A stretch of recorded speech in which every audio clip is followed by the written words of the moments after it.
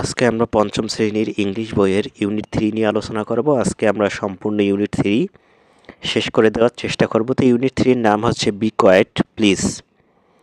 অনুগ্রহ করে শান্ত হও। বি কোয়েট মানে হচ্ছে শান্ত হওয়া এবং প্লিজ মানে আমরা সবাই জানি দয়া করে বা অনুগ্রহ করে। তো প্রথমেই এখানে 1.1-এ আমাদেরকে একটি কাজ দিয়েছে, সেটা হচ্ছে read the following conversation and act it out. নিচের একটি কনভারসেশন রয়েছে। কনভারসেশন মানে হচ্ছে কথোপকথন, দুজন ব্যক্তির কথোপকথন, মানে ডায়ালগের মতো আর কি বিষয়টা। তো এখানে বলা হয়েছে রিড দ্য ফলোয়িং কনভারসেশন, নিচে যে কনভারসেশনটি রয়েছে দুজন ছেলের সেইটা পড়ো অ্যান্ড অ্যাক্ট ইট আউট, এবং পরে সেটা অভিনয় করো। অর্থাৎ তোমাদের শ্রেণীকক্ষে যখন তোমরা এই ক্লাসটি করবে তখন কি এটা পড়ার সাথে সাথে তোমাদের দুজন করে ভাগ হয়ে এটা অভিনয় করে দেখাতে হবে। তো এটা আমরা প্রথমেই খুব সুন্দরভাবে অর্থ সহকারে পড়ার চেষ্টা করি এবং তারপর যে ইউনিটের যে অ্যাক্টিভিটিগুলো রয়েছে সেগুলো নিয়ে আলোচনা করব।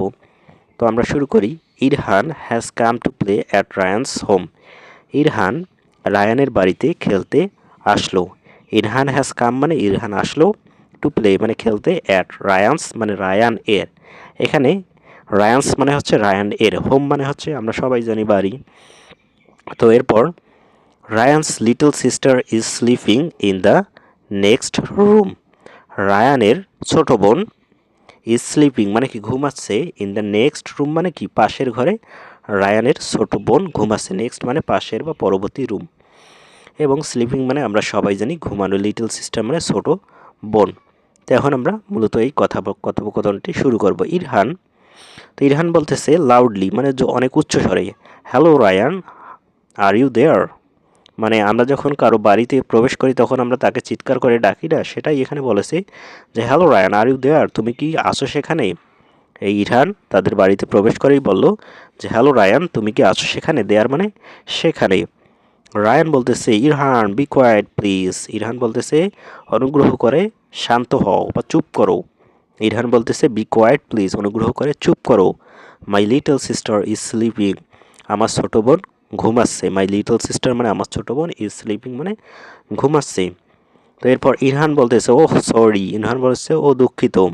I didn't mean to be loud, আমি জোরে চিৎকার করতে চাইনি। এটার অর্থ কি, I didn't mean to be loud, অর্থ হচ্ছে আমি জোরে চিৎকার করতে চাইনি। লেটস প্লে ক্যারাম, চলো ক্যারাম খেলি। লেটস মানে কি চলো, প্লে ক্যারাম চলো আমরা ক্যারাম খেলি। তো এখানে আমরা কি বুঝলাম যে রায়ানের বোন ঘুমাচ্ছে এবং ইরহান তাদের বাড়িতে প্রবেশ করে জোরে জোরে চিৎকার করতেছে, এবং ইরহান তাকে কি বলল যে চুপ করো আমার ছোট বোন ঘুমাচ্ছে। তো এরপর আমরা দেখি Rayan okay but speak in a low voice. Rayan বলল ঠিক আছে, যেহেতু এই ক্যারাম খেলার প্রস্তাব দিল না, সেটাই বলতেছে ওকে ঠিক আছে, but speak in a low voice, কিন্তু অনেক নিচু স্বরে কথা বলবে বা আস্তে আস্তে কথা বলবে। লো ভয়েস মানে কি আস্তে আস্তে কথা বলা, স্পিক মানে কথা বলা, ভয়েস মানে লো ভয়েস মানে নিচু স্বরে। ডোন্ট বি নয়েজি, উচ্চ স্বরে কথা বলা যাবে না। ডোন্ট বি নয়েজি বা অনেক জোরে কথা বলিও না, বলবে না। নয়েজি মানে কি গোলমাল করা যাবে না। এরপর ইরহান বলতেছে গট ইট, বুঝতে পেরেছি। গট ইট মানে বুঝতে পারা, বুঝতে পেরেছি। Give me a glass of water please, I am thirsty.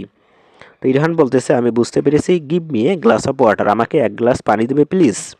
অনুগ্রহ করে বা দয়া করে আমাকে এক গ্লাস পানি দাও। গিভ মানে দেওয়া, মি মানে আমাকে, এ গ্লাস অফ ওয়াটার মানে এক গ্লাস পানি, আই অ্যাম থার্স্টি মানে আমি খুব তৃষ্ণার্ত, থার্স্টি মানে তৃষ্ণার্ত।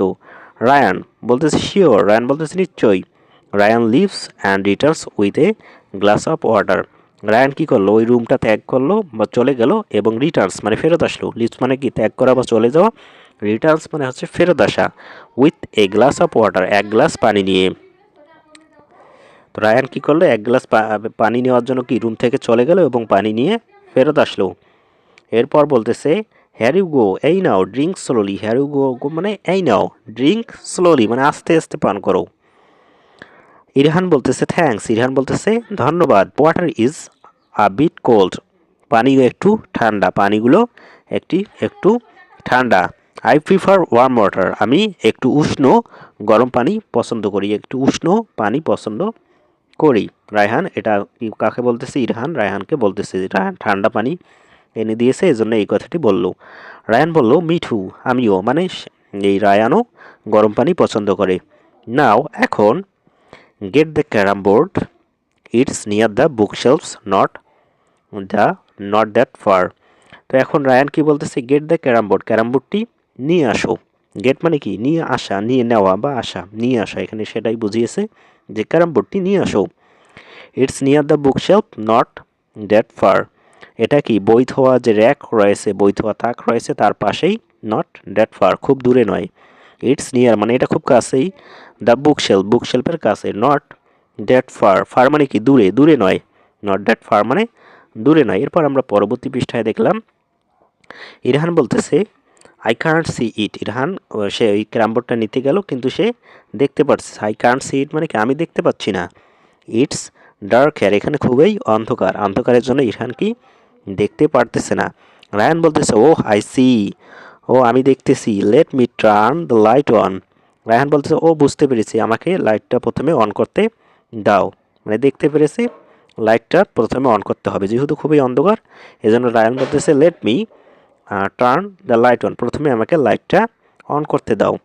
ইরহান বলতেছে ফাউন্ড ইট। ইরহান তারপর কি লাইটটা অন করার পর ফাউন্ড ইট মানে কি খুঁজে পেলাম, খুঁজে পেয়েছে। Oh know the board looks dirty. And বলছে ওহ নো, আরে না, বোর্ডটা খুবই নোংরা হয়ে গিয়েছে। ডার্টি মানে কি নোংরা হয়েছে, লুকস মানে দেখাচ্ছে, খুবই নোংরা দেখাচ্ছে। এরপর রায়ান বলতেছে লেটস ক্লিন ইট। রায়ান বলতেছে চলো এটা পরিষ্কার করি। লেটস মানে কি চলো আমরা, ক্লিন ইট মানে এটা পরিষ্কার করি। ইরহান বলতেছে ডান। Let's play. ইরহান বলতেছে ঠিক আছে চলো খেলি। ইউ গো ফার্স্ট, তুমি প্রথমে শুরু করো। ইউ গো ফার্স্ট মানে তুমি প্রথমে স্ট্রাইকটা মারো। এরপর রায়ান বলতেছে থ্যাঙ্কস। রায়ান বলতেছে ধন্যবাদ, but remember don't talk loudly.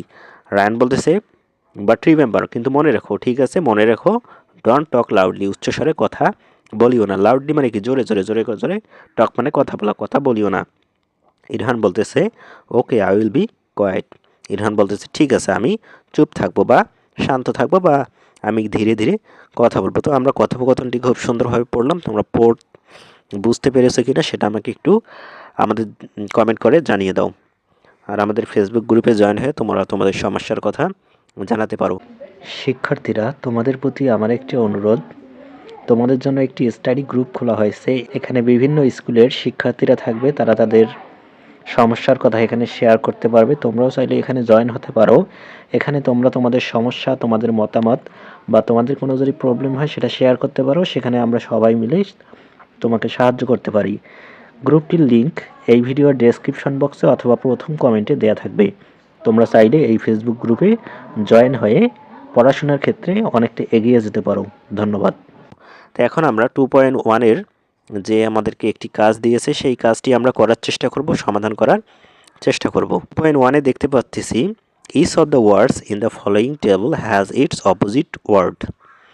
Each of the following words মানে এই যে ওয়ার্ডসগুলোর কথা বলতেছে, প্রত্যেকটি শব্দের, each of the following words মানে নিচের প্রত্যেকটি শব্দের টেবিলের হ্যাজ ইটস অপোজিট ওয়ার্ড মানে বিপরীত শব্দ রয়েছে। যেমন এখানে যে শব্দগুলো দিয়েছে dark, weak, near, clean, far, warm, এগুলোর আবার বিপরীত শব্দ কিন্তু dirty, quiet, loud, cold, strong, light. এগুলোর মধ্যেই এখানে যে 10টি শব্দ দিয়েছে 5টি হচ্ছে মূল শব্দ এবং 5টি তার বিপরীত শব্দ। এটাই এখানে বলেছে find the word and the opposite in the pairs. তো এখানে মূলত আমাদের যে শব্দগুলোর যে অপোজিট ওয়ার্ডগুলো রয়েছে সেগুলো খুঁজে বের করতে হবে। যেমন এখানে স্ট্রং এর অপোজিট ওয়ার্ড দিয়েছে উইক। দেখো না এখানে আমরা দেখতে পাচ্ছি এই যে এখানে রয়েছে স্ট্রং এবং এখানে তার অপোজিট ওয়ার্ডটা রয়েছে উইক। সেটাই আমাদেরকে খুঁজে বের করতে হবে যে শব্দটা লিখতে হবে এবং কলাম বিতে তার অপোজিট ওয়ার্ডটা আমাদেরকে লিখতে হবে। Now write them in column A and column B. এখন কলাম এতে লিখতে হবে এবং কলাম বিতে তার অপোজিট ওয়ার্ডটা লিখতে হবে। একটা আমাদের জন্য করে দিয়েছে। তো এখানে আমরা যে শব্দগুলো রয়েছে সেগুলো আমরা লিখব এবং তার অপোজিট ওয়ার্ডগুলো লেখার চেষ্টা করব। তো এটার উত্তর আমরা দেখি। দেখো এখানে তোমাদের জন্য আমি খুব সুন্দরভাবে উত্তরটি তৈরি করে দিয়েছি। কলাম এতে আমরা কি মূল শব্দ লিখব এবং কলাম বিতে তার যে অপোজিট ওয়ার্ডটা বা বিপরীত শব্দ সেটা লিখব। স্ট্রং মানে শক্তিশালী এবং উইক মানে হচ্ছে দুর্বল। স্ট্রংয়ের বিপরীত শব্দ কি উইক, উইক মানে দুর্বল। ডার্ক মানে হচ্ছে অন্ধকার, ওই কলামে কিন্তু ডার্ক শব্দটি আছে, অন্ধকার। এবং লাইট এর বিপরীত শব্দ হচ্ছে আলো। আবার লাইটের বিপরীত শব্দ অন্ধকার, ডার্কের বিপরীত শব্দ লাইট। নিয়ার এর বিপরীত শব্দ ফার, ফারের বিপরীত শব্দ কি নিয়ার, নিয়ার মানে নিকটে এবং ফার মানে দূরে। ক্লিন মানে কি পরিষ্কার করা আর ডার্টি মানে নোংরা। ক্লিন মানে পরিষ্কার এবং ডার্টি মানে হচ্ছে নোংরা। এরপর ওয়ার্ম মানে হচ্ছে উষ্ণ আর কোল্ড মানে হচ্ছে ঠান্ডা। ওয়ার্ম মানে কি উষ্ণ এবং কোল্ড মানে ঠান্ডা, ওয়ার্মের বিপরীত শব্দ হচ্ছে কোল্ড।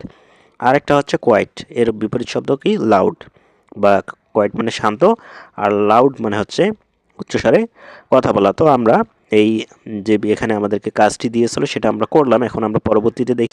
তো এখানে আমরা দেখতে পাচ্ছি আমাদেরকে 2.2তে আরও একটি কাজ দিয়েছে, সেটা হচ্ছে আমরা দেখি একটু নির্দেশনা পড়ে তারপর এটার সমাধান করার চেষ্টা করি। Make sentences using the antonyms opposite meaning of the underlined words. Make sentences using the opposite, মানে এখানে মূলত আমাদেরকে এখানে কয়েকটি সেন্টেন্স দিয়েছে, সেই সেন্টেন্সের একটা করে শব্দের নিচে দেখো আন্ডারলাইন করা আছে। এই আন্ডারলাইন করা শব্দগুলোর বিপরীত শব্দ দিয়ে আমাদেরকে একটা কী করতে হবে, এখানে সেন্টেন্স তৈরি করতে হবে। যেমন এখানে একটি দিয়েছে, দিস ওয়াটার ইজ কোল্ড, এই পানি পানি কি ঠান্ডা। এখানে আমাদেরকে এই যে কোল্ডের যে বিপরীত শব্দ আমরা কি একটু আগে পড়লাম না, কোল্ডের বিপরীত শব্দ ওয়ার্ম, সেটাই আমাদেরকে এখন ওয়ার্ম দিয়ে একটি বাক্য তৈরি করতে হবে। যেমন দিস ওয়াটার ইজ ওয়ার্ম, এই ওয়াটারটি কি পানি কি গরম। যেমন এখানে আবার দিয়েছে দ্য বয় ইজ হেলদি, এই হেলদির যে বিপরীত শব্দ রয়েছে আনহেলদি। হেলদি মানে কি স্বাস্থ্যবান এবং আনহেলদি মানে কি অস্বাস্থ্যবান। এটা দিয়ে আমাদেরকে একটা বাক্য লিখতে হবে। আমরা শুধু কি এই হেলদির জায়গায় আনহেলদি দিলেই কিন্তু আমাদের বাক্যটি হয়ে যাবে। তো এটার উত্তর আমরা এখন দেখার চেষ্টা করি। তো এখানে দেখো উত্তরটা আমি তোমাদের জন্য তৈরি করে দিয়েছি। দ্য বয় ইজ হেলদি, এটার বিপরীত শব্দ কি, হেলদি এর বিপরীত শব্দ আমরা দিতে পারি আনহেলদি বা সিক। হেলদি মানে কি স্বাস্থ্যবান বা সুস্থ, এবং সিক মানে হচ্ছে অসুস্থ। এটা আমরা কি লিখবো, দ্য বয় ইজ সিক, বা এখানে আমরা সিকের পরিবর্তে আনহেলদি, সিক মানে অসুস্থ এবং আনহেলদি মানে অসুস্থবান, এখানে আমরা সিক বা আনহেলদি দিতে পারি। এরপর সি নাম্বার হচ্ছে স্টপ রাইটিং প্লিজ, লেখা থামাও দয়া করে। তো স্টপের নিচে আন্ডারলাইন করা রয়েছে, তার মানে স্টপের বিপরীত শব্দ দিয়ে আমাদেরকে একটি সেন্টেন্স তৈরি করতে হবে। তো আমরা কি লিখতে পারি, স্টার্ট মানে বন্ধ করা, এবং স্টার্ট মানে হচ্ছে শুরু করা, স্টপের বিপরীত শব্দ হচ্ছে স্টার্ট। তো আমরা লিখতে পারি স্টার্ট রাইটিং প্লিজ, লেখা শুরু করো দয়া করে। এরপর ডি নাম্বার হচ্ছে রায়ান ইজ হ্যাপি টুডে, তো হ্যাপি এর যে বিপরীত শব্দ এটা কি বলতো, sad. Rayan is sad today, তাহলে আমরা কি লিখবো, Rayan is sad today, happy এর পরিবর্তে স্যাড লিখব। এবং ই নাম্বারে রয়েছে হি রাইটস কুইকলি, এই কুইকসলির পরিবর্তে, কুইকসলি মানে কি দ্রুত, দ্রুততার সহিত, এবং আমরা যদি লিখি হি রাইটস স্লোলি তাহলে কি সে ধীরে ধীরে লেখে। আমরা এই যে 2.2 এর অ্যান্সারটা করলাম, তারপর বুঝতে পেরেছো কিনা সেটা আমাকে একটু কমেন্ট করে জানিয়ে দাও। এখন আমরা 3.1, এখানে আমাদেরকে একটি ল্যাঙ্গুয়েজ ফোকাস ইম্পারেটিভ সেন্টেন্স সেটা সম্পর্কে আমরা জানবো। ইম্পারেটিভ সেন্টেন্স মানে কি, অনুজ্ঞাসূচক বাক্য। ইম্পারেটিভ সেন্টেন্স মানে কি, অনুজ্ঞাসূচক বাক্য। এখন আমরা অনুজ্ঞাসূচক বাক্য সম্পর্কে জানবো। দেখি অনুজ্ঞাসূচক বাক্য কি। তো এখানে আমাদেরকে দিয়েছে read the following sentences used in the text. এখানে আমাদেরকে উপরে যে আমরা টেক্সটগুলো পড়লাম সেখান থেকে আমাদেরকে কয়েকটি সেন্টেন্স দিয়েছে। যেমন speak in a low voice, speak মানে কি কথা বলো, ইন এ লো ভয়েস নিচু স্বরে কথা বলো, লো ভয়েস মানে নিচু স্বরে। এরপর 2 নম্বরে দিয়েছে give me a glass of water, আমাকে এক গ্লাস পানি দাও। ডোন্ট বি নয়েজি, গোলমাল করিও না। ডি নাম্বার দিয়েছে বি কোয়াইট প্লিজ, শান্ত হও অনুগ্রহ করে। এরপর ই নাম্বারে দিয়েছে লেটস প্লে ক্যারাম, চলো ক্যারাম খেলি। তো এখানে আমরা বাক্যগুলোর মধ্যে কি কিছু বুঝতে পারতেছি। দেখো এখানে আমাদেরকে কোনো বাক্যে আদেশ করা বুঝিয়েছে, কোনো বাক্যে অনুরোধ করা বুঝিয়েছে, কোনো বাক্যে কি কোনো কিছু উপদেশ দেওয়া বুঝিয়েছে। মূলত এগুলোই হচ্ছে ইম্পারেটিভ সেন্টেন্স বা অনুজ্ঞাসূচক বাক্য। এখানে আমরা দেখতে পাচ্ছি this sentences tell someone to do something, এই বাক্যগুলোতে tell someone to do something কোনো কিছু করতে বলা হয়েছে। এই যে উপরে যে আমরা 5টি বাক্য দেখলাম, এই 5টি বাক্যতে কোনো কিছু করতে বলা হয়েছে। টেল মানে কি বলা, সামওয়ান মানে কাউকে, টু ডু সামথিং মানে কোনো কিছু করতে বলেছে এখানে। দেস আর ইম্পারেটিভ সেন্টেন্স, এগুলো হচ্ছে অনুজ্ঞাসূচক বাক্য, মানে কোনো কিছু করতে বলাই হচ্ছে অনুজ্ঞাসূচক বাক্য। কাউকে কোনো কিছু আদেশ করা হচ্ছে অনুজ্ঞাসূচক বাক্য, কাউকে কোনো উপদেশ করা হচ্ছে অনুজ্ঞাসূচক বাক্য, বা কাউকে কোনো রিকোয়েস্ট করা অনুজ্ঞাসূচক বাক্য। কোনো কিছু করতে বলাটাই কি আমরা দেখলাম যে অনুজ্ঞাসূচক বাক্য। And imperative sentence gives a command, একটা ইম্পারেটিভ বাক্য বা অনুজ্ঞাসূচক বাক্য গিভস মানে কি দেয়, এ কমান্ড, কমান্ড মানে আদেশ, ইনস্ট্রাকশন মানে কি নির্দেশনা, অর এক্সপ্রেস রিকোয়েস্ট অথবা কি রিকোয়েস্ট করা বোঝায়। It usually start with a verb, এটা সাধারণত ভার্ব দ্বারা শুরু হয়। ইম্পারেটিভ সেন্টেন্স কী দ্বারা শুরু হয়, ভার্ব দ্বারা শুরু হয়। আমরা জানি পার্টস অফ স্পিচ কয় প্রকার, 8 প্রকার। তার মধ্যে ভার্ব হচ্ছে এক প্রকার। তো এটাই মূলত এই ইম্পারেটিভ সেন্টেন্সটা কি ভার্ব দ্বারা শুরু হয়। যেমন এখানে বলেছে বি কাইন্ড, দয়ালু হও, এটা কি একটা উপদেশমূলক একটা বাক্য। বি কাইন্ড মানে দয়ালু হও, এবং বিটা হচ্ছে একটা ভার্ব। লিসেন কেয়ারফুলি, লিসেন মানে কি শোনো, কেয়ারফুলি মানে সতর্কতার সহিত। লিসেনটা কি বলতো একটা ভার্ব। এখানে কি বলেছে লিসেন কেয়ারফুলি, এখানেও আমাদেরকে একটি নির্দেশনা দিয়েছে। ওপেন ইউর বুক, তোমার বই খোলো, এখানেও আমাদেরকে একটি আদেশমূলক কথা বলেছে। ওয়াশ ইউর হ্যান্ডস, তোমার হাত ধো, এখানে আমাদেরকে কি নির্দেশনা দিয়েছে। প্লিজ কিপ সাইলেন্ট, দয়া করে শান্ত থাকো, এখানেও imperative sentence. Don't touch that, এটা কি টাচ করিও না, স্পর্শ করিও না। ডোন্ট মেক নয়েজ, এটা গোলমাল করিও না। Let me recite the poem, আমাকে কবিতাটি আবৃত্তি করতে দাও। Let her explain the topic, আমাকে টপিকটা কি ব্যাখ্যা করতে দাও। লেট আস প্লে টুগেদার, আমাকে কি আমাদের একসাথে খেলতে, চলো একসাথে খেলি।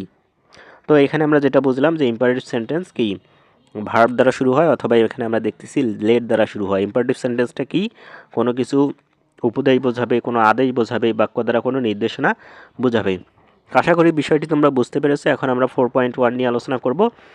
এখানে বলা হয়েছে write imperative sentences for each of the following statements, the first one is done for you.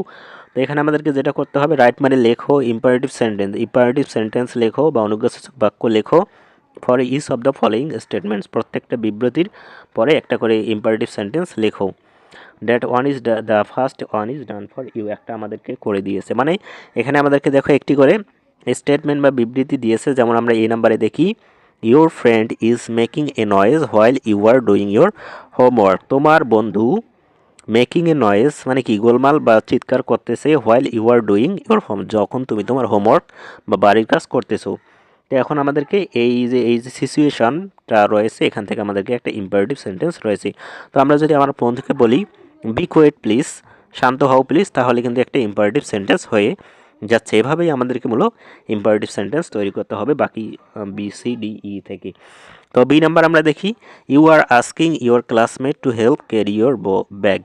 You are asking মানে তুমি তোমার যে ক্লাসমেট রয়েছে তাকে বলতেছো to help carry your bag, তোমার ব্যাগ ক্যারি করার জন্য। তো এখানে আমরা ইম্পারেটিভ সেন্টেন্স মানে কি তাকে একটা আমরা অনুরোধ করব, অনুরোধ করা বোঝাইলেই তো ইম্পারেটিভ সেন্টেন্স হচ্ছে। ইম্পারেটিভ সেন্টেন্স আমরা লিখব please help me carry my bag, please help me, এখানে একটা কমা হবে, please help me carry my bag, আমার ব্যাগ ক্যারি করতে সাহায্য করো, অনুগ্রহ বা দয়া করে আমার ব্যাগ ক্যারি করতে বা বহন করতে সাহায্য করো।